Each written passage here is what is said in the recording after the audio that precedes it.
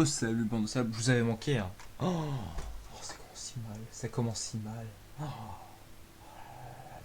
là là là là là. Bon, alors, qu'est-ce qu'on se retrouve sur Gimp? C'est simple, je vais vous expliquer. On va tout simplement faire ce que tant de gens veulent faire, des gifs.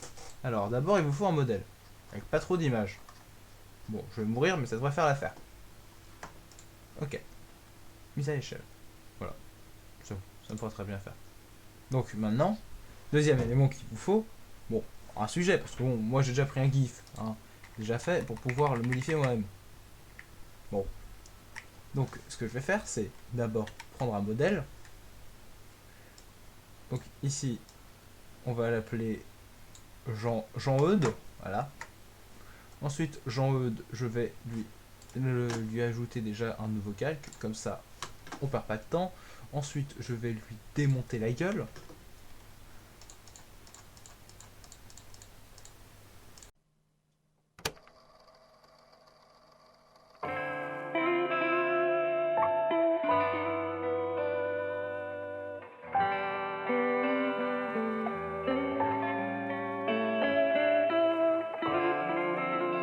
Maintenant, on va faire une sélection inversée. Euh, Comment on fait la sélection inversée? Voilà. On supprime. On a la tête. On a encore un corps. C'est pas grave. Merde. Merde. J'ai oublié de refaire la sélection inversée. Sélection inversée. Bam. Y'a plus corps. CTRL C. CTRL V. On ajoute peut-être un nouveau calque. Maintenant. Il est là. Ancré vers le bas. Ancré, voilà. Le calque. Et là, normalement. Mais. Vous êtes con. Je dis je prends le casque, le calque. Je prends la tête. Et je la colle là. Voilà, là j'ai la tête. Ensuite je peux ancrer le calque. Ensuite je supprime celui-là parce qu'il y a les restes de la photo dont je ne veux plus.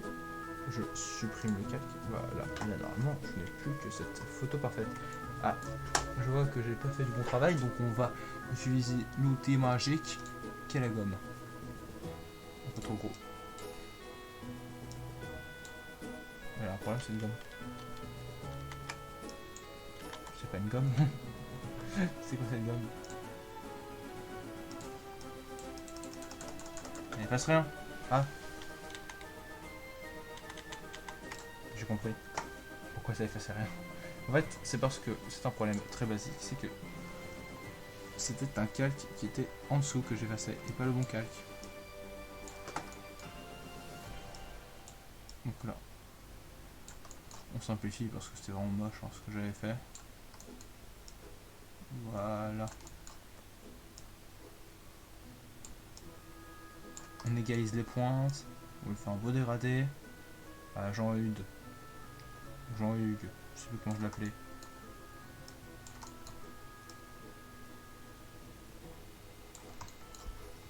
Ah voilà, là il y a une bonne tête comme ça. Ensuite, on va pouvoir placer le calque. On va garder ce calque en réserve au cas où je fasse de la merde. Hop là, calque. On positionne devant. On choisit la bonne taille. Hop là, mise à échelle.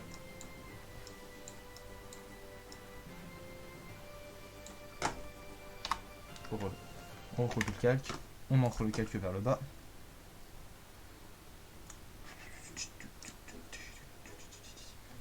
Maintenant, on choisit le calque qu'on veut. On cache le calque que je viens de rajouter. CTRL Z, évidemment. On remet le casque. On remet la tête sur le bon masque, enfin sur le bon calque. Bref, une échelle. Et on va faire ça ainsi de suite jusqu'à plus fin. Donc là, vous allez voir un magnifique accéléré de moi en train de faire de la merde.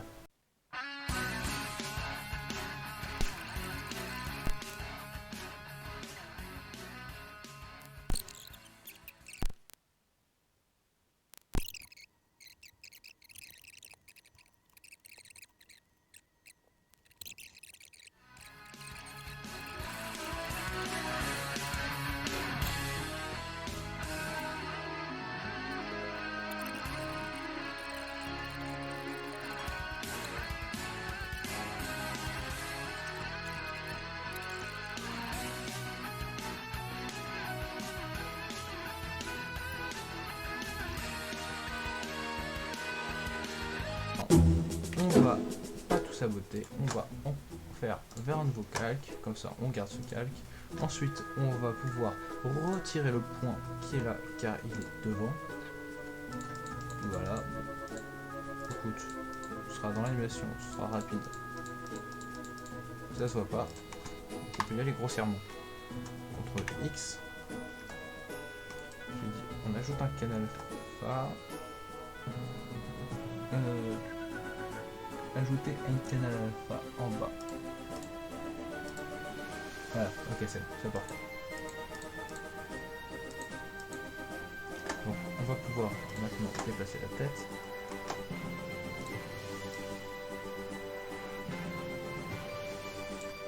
On va même la rapetisser parce qu'elle est un peu trop grosse.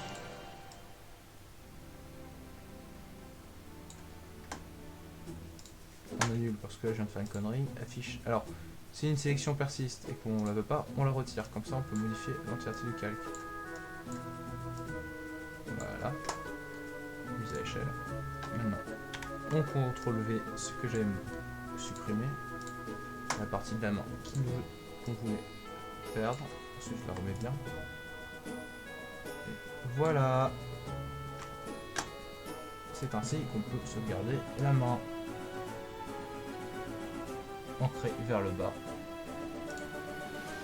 Maintenant, on ancre également encore vers le bas.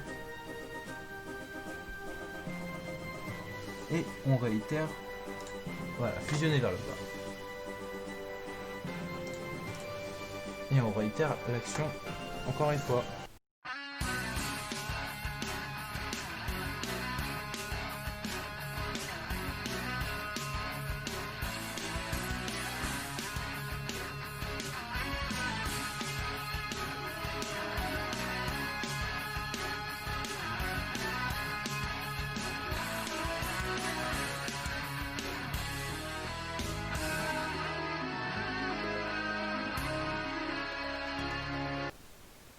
Et voilà, là, on a enfin notre GIF parfait, voilà. Alors, attention, on remet toutes les images une à une.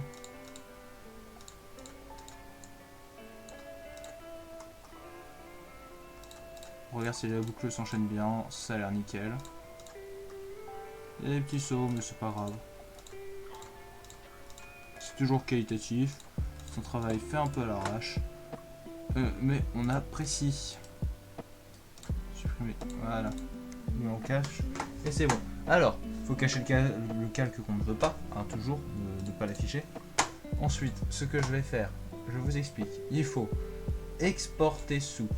Alors, excusez-moi, alors, j'ai eu un petit souci en refaisant le montage et j'ai vu que ça n'était pas passé lors du montage toute la partie qui était sur comment exporter au format GIF, ce qui est quand même la partie la plus intéressante. En fait, ce qu'il fallait, c'est que du coup, avoir notre succession de calques, tous les activer en haut, enfin en visible. Ensuite, pouvoir l'exporter sous. Bon, moi j'ai déjà mis le nom, j'ai mis le fichier, remplacer. Ensuite, une fois qu'on a remplacé, on choisit deux. On peut donner un nom, on peut ajouter un commentaire, par exemple, mange tes morts. Voilà. Il faut l'enregistrer en tant qu'une animation, en tant qu'une boucle indéfinie et en tant qu'une boucle infinie du coup. On va le mettre à un minimum pour que ce soit le plus fluide possible. Un arrangement non, et ensuite, enregistrement remplacé. Comme ça, quand on superpose les images, ça va effacer les dernières qui étaient avant. Exporter. Et là, ça. Voilà. Une image assez fluide, aucun souci, pas de frame data, enfin pas de frame qui disparaissent. Voilà, c'est nickel, c'est tout ce qu'on demandait. Et Gimp le fait très bien. Donc voilà, j'espère que ce petit tuto vous a plu. Et surtout, n'hésitez pas à vous abonner, à commenter, à vous abonner, et à liker, et à vous abonner. Allez, sur ce, c'était Flappy. Et n'oubliez jamais, mange tes